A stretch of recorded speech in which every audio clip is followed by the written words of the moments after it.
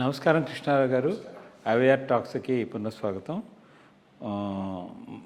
తమిళనాడులో విజయ ప్రభుత్వం వచ్చిన తర్వాత మన లేటెస్ట్గా ఒక చిన్న స్టేట్మెంటు చాలా పెద్ద కాంట్రవర్సీ రేజ్ అయ్యేటట్టు ఉంది. అమెరికన్ అంబాసిడర్ జోసెఫ్ విజయ్ని కలిసినప్పుడు ఆయన కూడా ఏమీ ఇది చేయలేదు. అతను ఏమన్నాడంటే, ఈ గోరే అనేవాడు, ఈ డిప్లొమాట్ అనేవాడు 2 నేషన్ థియరీ గురించి మాట్లాడించి, ఆల్రెడీ ఇది తమిళనాడులో ఇదివరకు నుంచి నార్త్ సౌత్ డైలాగు ఇది అట్లా ఉంది.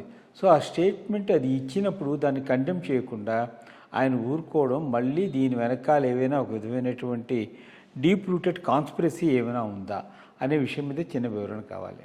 అంబాసిడర్లు రాష్ట్ర చీఫ్ మినిస్టర్ను కలవటం అనేటటువంటిది, వాళ్ళతో మాట్లాడడం అనేటువంటిది నార్మల్ విషయం. పోతూ ఉంటారు, మాట్లాడుతూ ఉంటారు, డిస్కషన్ చేస్తూ ఉంటారు, కట్సీ కాల్స్, ఏదైనా కమర్షియల్గా 2 దేశాల మధ్య ట్రేడు, వాణిజ్య సంబంధాలు, వీటి గురించి కూడా మాట్లాడుతూ ఉంటారు. అదేమీ ఇష్యూ కాదు. కానీ ఇది ఒక మిస్చివస్ ట్వీట్, దాంట్లో ఏమీ డౌట్ లేదు. గోరు 2 nations, let us look for mutual advantageous growth and other things between the 2 nations అన్నాడు. అది చాలా చాలా అబ్జెక్షనబుల్. ఒక స్టేట్ను పట్టుకొని నేషన్ అని అంటాం కావాలని విశ్వస్గా చేసినటువంటిది. అమెరికా మొదటి నుంచి కూడా ఇండియా విషయంలో ఒక డీస్టెబిలైజింగ్కు కృషి చేస్తుందనే దాంట్లో ఎటువంటి డౌటు లేదు. ఎందుకంటే వాళ్ళకు తెలుసు, ప్రపంచంలో ఏ రోజుకైనా వాళ్లకు తీటుగా ఎదగగలిగిన 2 దేశాలు, ఒకటి చైనా, 2 ఇండియా.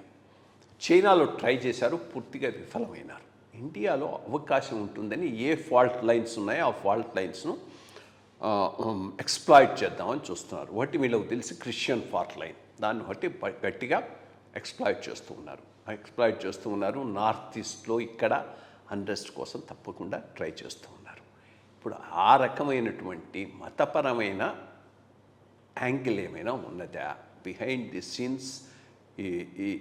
ఈ చర్చి, అమెరికా, విజయ్ ఒక కాంబినేషన్గా, లేకపోతే అంత serious allegation, comment between nations అనేటటువంటి వర్డ్ ఉపయోగించి ఉండేవాడు కదా. ఉపయోగించిన తర్వాత కూడా దాన్ని ఏమీ బ్యాక్ ట్రాక్ కాలేదు. సో అమెరికా విషయంలో మనం చాలా చాలా కేర్ఫుల్గా ఉండాల్సినటువంటి అవసరం అయితే ఎంతైనా ఉన్నది. ఇన్ఫ్యాక్ట్ మనకు లాంగ్ రన్లో చైనా కన్నా అమెరికాయే పెద్ద ఎనిమి అయ్యేటటువంటి అవకాశం ఉంది. ఇటువంటి డివిసివ్ ఫోర్సెస్ను ఎక్స్ప్లాయిట్ చేసి దేశంలో ఇన్స్టెబిలిటీ కోసం ట్రై చేసేటటువంటి అవకాశం అయితే తప్పకుండా ఉన్నది. దాంట్లో భాగంగానే ఇటువంటి విశ్వాస్ ట్వీట్ చేశాడు. భారతదేశం చాలా కేర్ఫుల్గా ఉండాలి, విజయ్ కూడా కేర్ఫుల్గా ఉండాలి. ఇటువంటి ఈ ఫోర్సెస్ ట్రాప్లో పడకూడదు. పడ్డాడంటే అతనికి దెబ్బే, దేశానికి కూడా దెబ్బగానే నేను భావిస్తున్నాను. మంచి విషయం చెప్పారండి. నమస్కారం.